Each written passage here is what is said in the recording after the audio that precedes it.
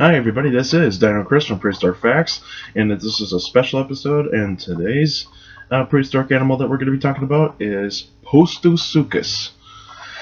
And Postosuchus in Greek or Latin means post-crocodile. Basically fossils found in North America, basically southeast North America. Basically Triassic, middle and late Triassic, 230 to 200 million years ago.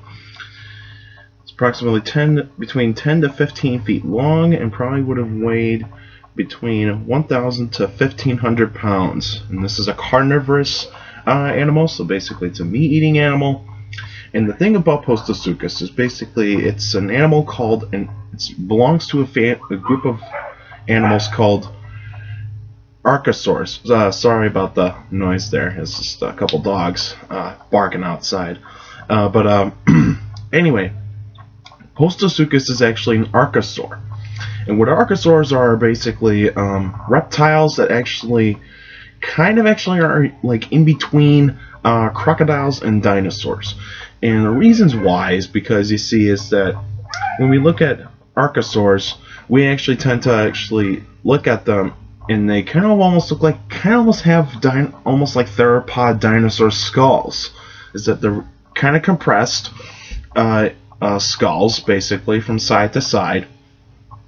And basically, they're not really, they kind of almost look crocodilian-like in terms of their body. But basically, when we look at their body design and how their legs are actually placed and how they stood. The legs actually stood underneath their body, so basically, kind of like us, basically, and most mammals today. Unlike most reptiles, they actually have their legs splayed to the side, where basically they kind of have the vertebrae moving from side to side. Basically, these animals were probably very agile for how their stance was. Now, Postosuchus is kind of a large archosaur, so basically, I don't think it stood on its hind legs, basically, because it looks like its weight is actually concentrated right in the middle of its body. So basically, kind of like in the stomach area. So basically, it would not need really good speed to actually catch its prey, because most of its prey during its time was actually some of the ancient types of reptiles, some of the mammal-like reptiles, the herbivorous mammal-like reptiles that were out there. They would have probably even eaten some small dinosaurs as well, because dinosaurs were really small at that point in the Triassic. And when we look at the dinosaurs that were in its environment, we actually look at Coelophysis. And Coelophysis was actually around during the time of Postosuchus. And Coelophysis would have been a really good snack for Postosuchus, but Postosuchus would have actually gone after some of the larger herbivorous reptiles. So pretty much, I would think it actually would have eaten like Postosuchus and those kinds of things. Now, and many of you actually remember Postosuchus in the Walking with Dinosaurs series, basically in the first episode, First Blood. And basically, that episode takes place in the late Triassic period, around 220 million years ago, in Arizona. And that's basically where most of the Postosuchus fossils have been found. There are some fossils that have been found in Mexico. There are some fossils that have been found in New Mexico. I think some of them have been found in Southern California as well, but I'm not totally sure. But and I think in the Triassic formations in Texas probably actually have some as well. Now, Postosuchus would actually be very rare for its time. So basically, because since it's a large reptile, it would not need to have large populations. So pretty much a regional type of reptile. They would probably stick to the environments that are in the southeastern United States. Not southeastern United States, southwestern United States. Excuse me. Sorry, I'm getting that confused. I keep saying southeast, but even though it's southwest, in the southwestern part of the United States. And so Postosuchus would actually be the top predator in its environment. Now, there could be larger archosaurs that were around at that time, but even though Postosuchus, for right now, stands alone as the top predator in the southwestern United States. In Southern California, Arizona, New Mexico, and possibly Texas, and even in Mexico, the country of Mexico, we would actually see Postosuchus roaming around, looking for food, looking for water, finding a mate. In the Walking with Dinosaurs episode First Blood, we actually see how Postosuchus would have actually survived during a drought, a very severe drought. And during that time in the Triassic, droughts were really common. And so when we actually look at the Triassic environment, it was really hot, very hot time. So pretty much droughts would have been really common, and most of the Earth was still recovering from the Permian extinction. And so that was actually a point there.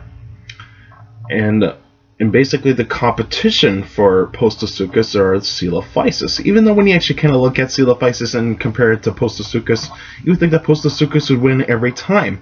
But even though Coelophysis actually has one weapon, and that's speed.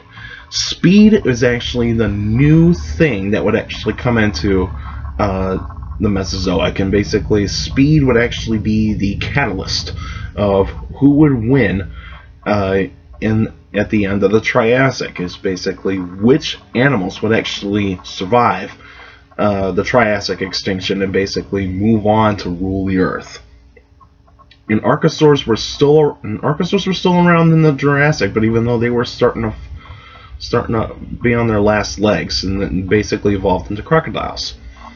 Now these would have been the direct ancestors of crocodiles, but even though when we look at Postosuchus, we don't see a lot of crocodilian features besides the vertebrae, how the legs are actually being played, how the legs are kind of very similar, like long back legs, short front legs. But even though it's a little bit different, considering that they don't live on water, they actually are very terrestrial. It's a terrestrial reptile, so basically it actually lives on land, and pretty much it would have had really good hunting skills. It wouldn't have been very fast compared to Coelophysis.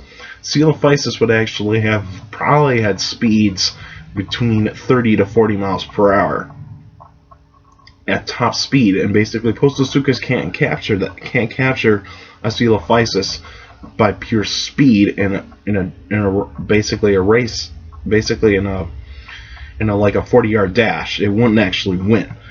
The only way that it actually can capture a Coelophysis is by ambush, and I think Postosuchus would have been the perfect ambush predator during its time. It was just lied in wait like most crocodiles did, and basically when an animal comes too close, and then basically it would just pounce right onto that animal and would just kill it really quickly. Now when it would be hunting like a Postosuchus or a Desmatosuchus, it would actually just take a large chunk of flesh, probably in the leg areas, so that way it would actually bleed to death instead of actually like kill it like within one bite. It's not like Tyrannosaurus Rex. It would never kill anything with one bite. It would actually be more of like take a large chunk and then back off, because it doesn't want to further injure itself. But even though if you actually asked who would win in a fight between Desmatosuchus and Postosuchus, Desmatosuchus would win most of the time. Same thing as Postosuchus, because Postosuchus, if you actually have an adult Postosuchus going up against a Postosuchus, so Postosuchus is always going to win.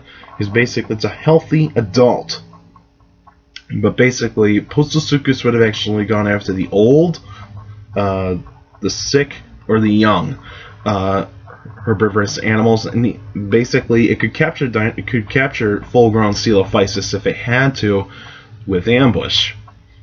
But even though with Coelophysis being around, and since Coelophysis was probably winning the battle of survival during the end of the Triassic, you actually see that the dinosaurs were actually starting to become more diverse at the end of the Triassic. And at the end of the Triassic, we actually start having the another mass extinction, and basically it's not as big as the Cretaceous or the Permian, or even the Devonian, or even the Ordovician. It's actually like the fifth largest mass extinction. And basically what happened is basically Pangea was breaking up, and that was actually the birth of the Atlantic Ocean. And there's a series of volcanic events that actually started to happen.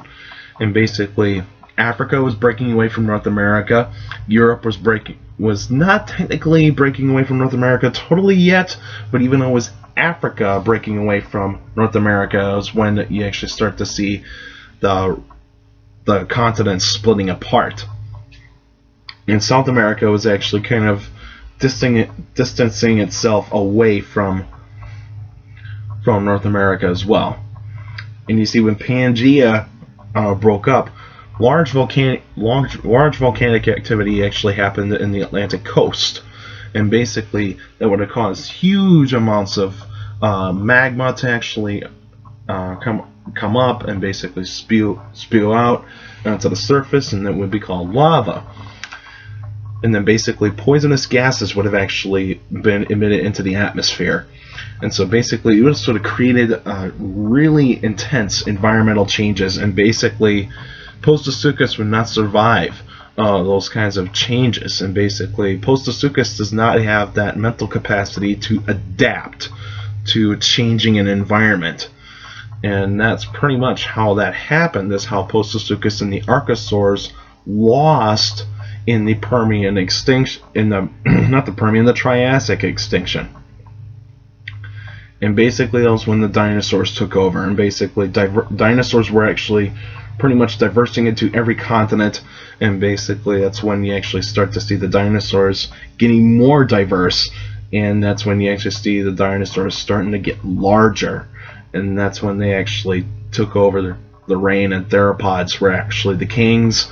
And then basically the new plant-eating dinosaurs were starting to develop and starting to get larger and larger as time went on into the Jurassic and even into the Cretaceous. And basically Archosaurs would never survive, and basically they actually went extinct near the middle of the Jurassic period, and that's when you start to see the first crocodilian-like animals that actually started to come about. Now, Postosuchus is still a cool looking reptile. It's probably my favorite Triassic reptile. I actually think that it's one of the coolest reptiles that you can actually look at in terms of the Archosaurs. But even though there are larger Archosaurs that are out there that you can find anywhere in the continents that are in that have Triassic formations, you can actually look them up and actually tell me which Archosaur is actually the largest. Is it Postosuchus, or is there another Archosaur that is out there that is even larger than Postosuchus? Let me know in the comments in this video. All right, that's it for now. Now, this coming week I'll actually do 2 episodes. The first one will be an extra episode, and somebody actually suggested to me I should actually talk about feathered dinosaurs in this extra episode. So basically this is a good topic, feathered dinosaurs. And so I'll actually upload this either on Wednesday or Thursday, and basically that'll actually be a really cool episode to talk about. Is basically what kind of what do we need to know about feathered dinosaurs, and why is this a huge topic in the paleontology community. And also next week Saturday will actually be a new answering questions episode. So if you got a question about dinosaurs or any other prehistoric life, feel free to email me at dinocris71@gmail.com, or otherwise you can go on the Facebook page, Prehistoric Facts of Dino Chris, like the page, and you can actually post your questions in the comment section on any Facebook post. But remember, keep your questions short and to the point, and you can actually send me multiple questions in one email or in a comment. But remember, only do like 2 or 3 questions in one email or a comment. That way I can actually read them a little bit better, and also be sure they're short. You don't need to actually do like one sentence. Make sure you're at to the point as well. And also you can follow me on Twitter at CSGRALL. That's my Twitter page, and like it. follow me, and I post pretty cool stuff there. And also take care of the people around you. And also for you younger people out there, make sure to listen to your parents, your teachers, and your guardians. Those are the best motivation you can have for a good education. It's very important to have a good education, because with a good education, you get a good job in the future. Alright, that's it for now, and I'll see you guys next week.